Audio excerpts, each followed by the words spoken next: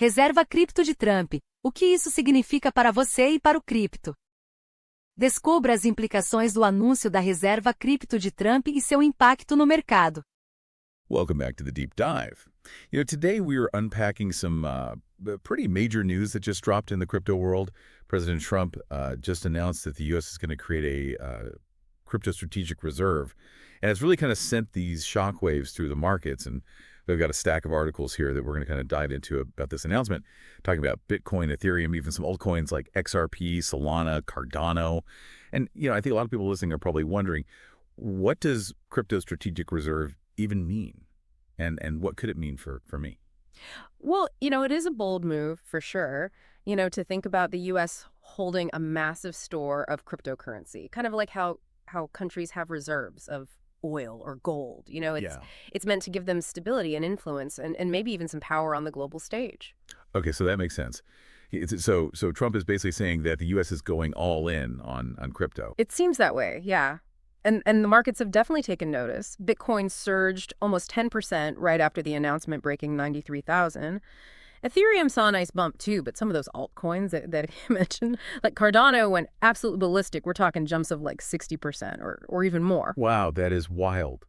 But I have to admit, I am a little confused. The articles mentioned that Bitcoin was actually struggling before this announcement, having its worst month since 2022. So why the sudden surge? It's all about perception. This announcement sends a signal that the U.S. government sees value and legitimacy in crypto, and that kind of endorsement from government can have a huge impact on the market. So you're saying this is more about like confidence than anything else? Exactly. Investors see the U.S. getting involved and think, okay, maybe crypto really is the future. Huh. It's like a stamp of approval from the government. That makes sense. Yeah. But let's get down to brass tacks. How would this reserve even work? Yeah. Where's the money coming from? That's the multi-billion-dollar question, isn't it? There are some theories floating around. Some experts think that the government might use funds from the U.S. Treasury, or maybe even tapping into assets that they've seized from criminals. Interesting. I did see that Trump mention this being tied to his executive order on digital assets, which talked about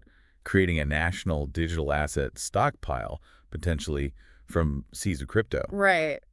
But there is a difference between a stockpile and a reserve. A stockpile is more like holding on to what they already have. A reserve suggests that they'll be actively buying more crypto on a regular basis. Think of it like constantly adding to a savings account. Okay, so this isn't just a one-time thing. They're planning to invest consistently in crypto. It seems that way, yeah. And that's a big shift from what we saw under the Biden administration, which was all about tighter regulations and a more cautious approach to crypto. Right, so this is basically flipping the script on crypto policy. Sure. But what do you think this means for the U.S.'s role in the global crypto landscape? This is where it gets really interesting. This move could put the U.S. in direct competition with countries like El Salvador, which have already made Bitcoin legal tender. It's like they're trying to catch up and become the leader in this new financial world. So you're saying this could be a power play to make the U.S. the crypto capital of the world, like Trump claims. Exactly. But there are a lot of unanswered questions, How will other countries react? What will this mean for the dollar's dominance in global finance? Okay, so we've talked about the market's initial reaction, the possible funding and the political motivations behind this move. But let's bring it back to you, the listener. What does this actually mean for your wallet? Should you be rushing out to buy Bitcoin right now? Well, it's definitely a sign that crypto is becoming more mainstream and accepted by governments. But as with any investment, you shouldn't just jump on the bandwagon because of a single news announcement. Do your research and understand the risks involved before you invest in anything. That's a great point. But on the other hand, some people might argue that this is the perfect time to jump in while prices are rising and the market is hot. That's true. There's always that potential for short-term gains, but remember, crypto is still very volatile. What goes up can come down just as quickly. Okay, so proceed with caution, but it's definitely something to keep an eye on. Yeah. Now, what about the impact on the U.S. dollar? Could this move challenge its role as the world's leading currency? That's a question that economists are grappling with right now. Some see this as a way for the U.S. to stay ahead of the curve in the global financial system, adapting to this new world of digital currencies. So it's like a way to ensure the U.S. dollar remains relevant, even if crypto takes off. Exactly. It's about evolving with the times. But others worry that embracing crypto could actually weaken the dollar's position in the long run. It's a complex issue with a lot of uncertainty. It definitely feels like the world of finance is changing right before our eyes. Yeah. And it's really exciting. It felt a little nerve-wracking to be a part of it. It's like watching a financial revolution unfold in real time. Now let's delve deeper into the potential risks and opportunities this crypto reserve could bring. One of the biggest risks, I think, as these articles highlight, is, what this could mean for the average person who might not even be invested in crypto yet.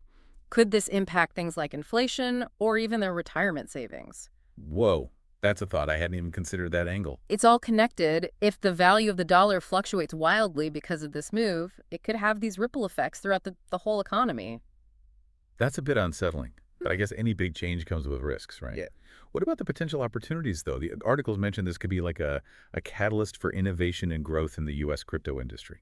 Absolutely. Think about it with the U.S. government throwing its weight behind crypto. It could attract more investment, more talent, and more companies to the space. We could see a whole new wave of blockchain technologies and applications emerging. So maybe this could lead to like more user-friendly crypto platforms or even new industries that we haven't even thought of yet. Exactly. It's like opening up a whole new frontier for innovation, but of course there's the flip side to that coin regulation. Right. The articles also brought up concerns about potential overregulation. Yeah, it's a delicate balance. Yeah. With the government more involved, we could see clearer guidelines for trading taxation and consumer protection, and that could make the crypto world more accessible and less risky for the average person. So regulation isn't necessarily a bad thing. Not at all. It could actually be beneficial, but it has to be done right. If regulations are too strict or stifle innovation, it could drive away, talented developers and entrepreneurs, hurting the U.S.'s position in the global crypto market. It's like they need to find that sweet spot between protecting people and letting the industry flourish. Exactly. It's a tightrope walk, for sure. Now, another thing to consider is a global impact. What if this move by the U.S. sets off a chain reaction? Oh, you mean like other countries rushing to establish their own crypto reserves? Yeah. That's kind of like a global crypto arms race? Exactly. It could lead to increased competition and even faster innovation as countries try to outdo each other in the crypto space. That's pretty mind-blowing. And it makes you wonder what it could mean for like the balance of power on the world stage. It's hard to predict, but this is definitely a game changer. Now let's zoom back in and look at the potential impact on stablecoins. Okay, so we've talked about how this crypto reserve could impact countries and even the average person, but the articles also mentioned stablecoins. How could this shake things up for them? Well, stablecoins are really interesting because, they're designed to be less volatile than other cryptocurrencies. They're usually pegged to the value of something stable, like the U.S. dollar. So they're kind of like a bridge between the traditional financial world and the wild west of crypto. Exactly. And if the U.S. government is holding this massive reserve of cryptocurrency, it could lead to more stablecoins being backed by those reserves, which would theoretically make them even more stable. That makes sense. More backing equals more stability.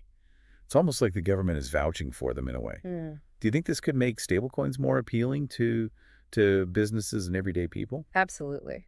If people feel like stablecoins are safer and less risky, they might be more likely to use them for things like online purchases or even paying their bills. That's pretty exciting. It could really open up the possibilities for how we use crypto in our daily lives. It could be a game changer, for sure. Now, we can't talk about government involvement in crypto without mentioning the elephant in the room.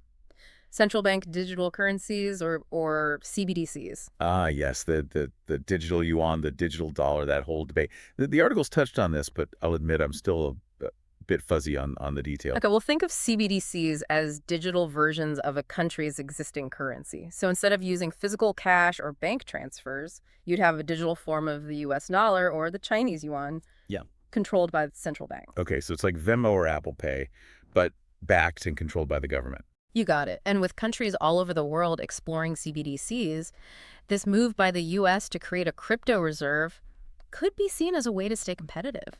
It's like they're saying, hey, we're embracing the future of finance too. Exactly. It's a strategic play to maintain influence and leadership in a world where digital currencies are becoming more and more important. It's fascinating to see how all of these pieces fit together, Crypto reserves, stable coins, CBDCs. It's like a giant puzzle, and we're just starting to see the picture emerge. It's definitely a lot to wrap your head around. Yeah.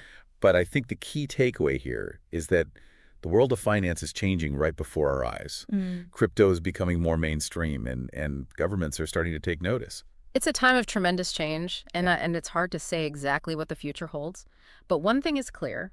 The way we think about money and finance is being challenged and redefined. And who knows, maybe we're witnessing the birth of a whole new financial system. It's definitely a possibility. And that's what makes this so exciting, you know? There's a sense of potential and possibility that's contagious. I have to agree. Well, we've covered a lot of ground today, exploring the potential impact of Trump's crypto reserve.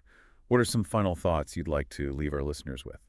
I think the most important thing is to stay informed and engaged, you know? The world of crypto is evolving rapidly, and it's crucial to keep up with the latest developments. Do your research, explore different perspectives, and don't be afraid to ask questions. That's great advice. We here at the Deep Dive will continue to explore these topics and bring you the insights you need to navigate this ever-changing landscape. It's been a fascinating conversation. Always a pleasure to delve into these complex subjects with you. The pleasure was all mine. Yeah. And to our listeners, thank you for joining us on this deep dive into the world of crypto. Until next time, keep exploring, keep learning, and keep diving.